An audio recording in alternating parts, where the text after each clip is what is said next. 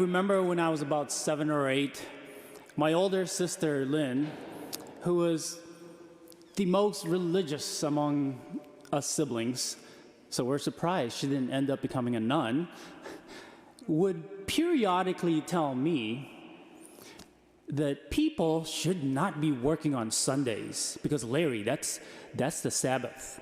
And in a very proud voice, she would say to me, you know, it's what we learned in religion class today. So that whole notion of the holiness of the Sabbath has been ingrained in me from a very young age.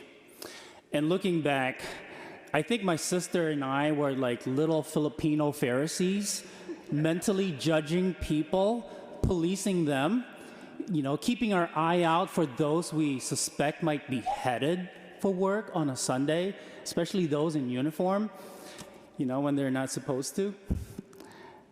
The truth is, yes, we should keep the Sabbath holy.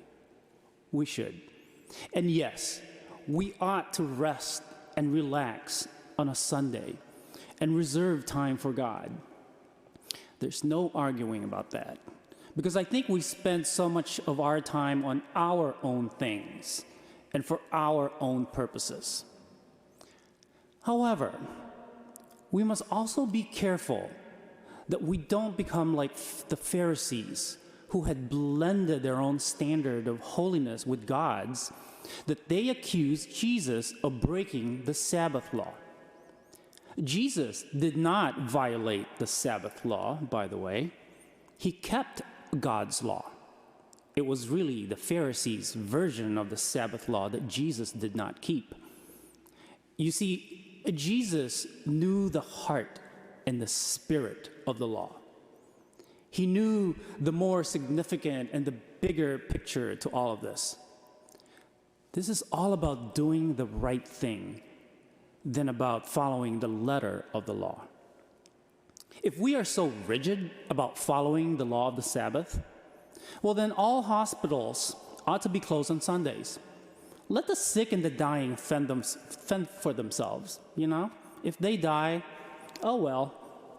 Police and fire departments should also close up on the Sabbath. If a house catches on fire on a Sunday, too bad, so sad. It'll be dealt with the next day. Oh, and while we're at it, let's not feed the poor and the hungry on the Sabbath. Because, you know, feeding and helping, you know, that requires lifting a finger, which constitutes work. If we are so legalistic in our thinking to where we elevate the law to the point of idolatry, we leave no room for understanding the Lord's intent. The Lord's intent is for a good Samaritan to jaywalk in order to help an elderly or a blind person who fell trying to cross the street. The Lord's intent is to baptize those unbaptized second graders so they can partake with their classmates in the sacraments of reconciliation and Holy Eucharist, their first communion.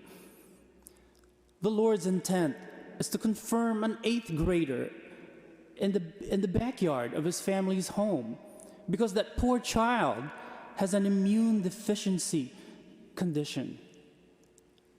The Lord's intent is for a priest like me to do a virtual anointing of a dying COVID patient some 800 miles away in order to give comfort to a desperate family who had no access to a priest. These are cases that defy rules and the norms. But sometimes things just have to be done.